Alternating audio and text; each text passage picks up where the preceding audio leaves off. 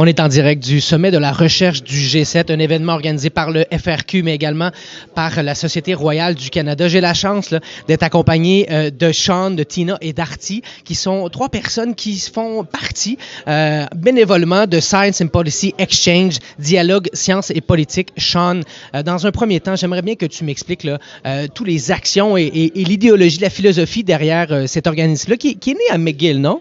Est né autour de McGill, autour de Concordia, mais on inclut aussi des étudiants de l'Université de Montréal. On espère avoir des étudiants aussi de l'UQAM et des autres universités du Québec.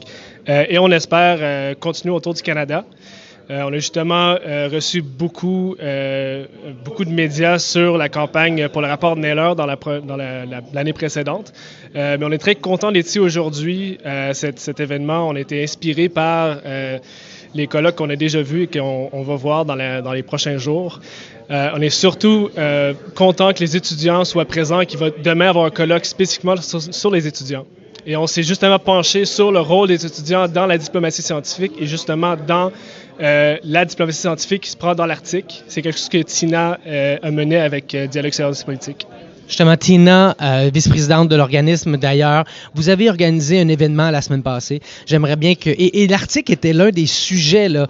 J'aimerais bien que tu me présentes cet événement-là. Bien sûr. Alors en fait, l'année dernière, on a été très inspirés par les différents événements qui ont été organisés par les Fonds de recherche du Québec, par Rémi Quirion. Et on s'est vraiment posé la question à savoir quel était le rôle de la relève un peu dans cette entreprise-là de diplomatie scientifique. Et on a fait un panel de discussion le 17 mai sur le rôle de la relève. Et aussi, on s'est dit, mais non seulement il faudrait se poser cette question, mais il faudrait aussi que la relève elle-même prenne conscience des défis et des enjeux de diplomatie scientifique. Et le Cercle Arctique est un parfait exemple et une plateforme excellente pour mettre un peu les mains à la pâte. Donc, on a fait un forum public le matin pour expliquer un peu les différents enjeux.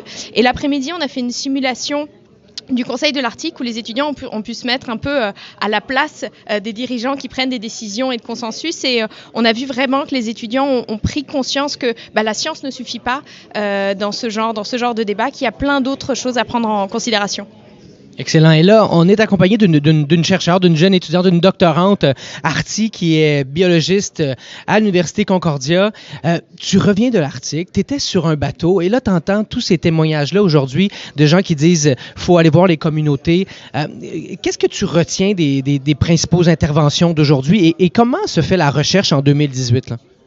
Je pense que c'est très important d'incorporer la savoir traditionnel des communautés nordiques et je pense que dans le futur, c'est très important que les chercheurs dans l'Arctique vont à les communautés puis faire de la recherche en collaboration et coopération avec les communautés nordiques et pas juste les chercheurs du Sud. Et je pense que je pense que je vais faire conscience à ça et puis quand je fais faire mon recherche, je vais prendre en considération la savoir traditionnel. Excellent, merci beaucoup. Et tu en es à des débuts, là. Tu vas faire peut-être un postdoc et tu finiras prof sûrement. On était avec Sean, Tina, Arti là, de Science and Policy Exchange. Vous étiez au sommet de la recherche là, en prévision du G7 qui aura lieu dans quelques jours. On est en direct du Palais des Congrès de Montréal.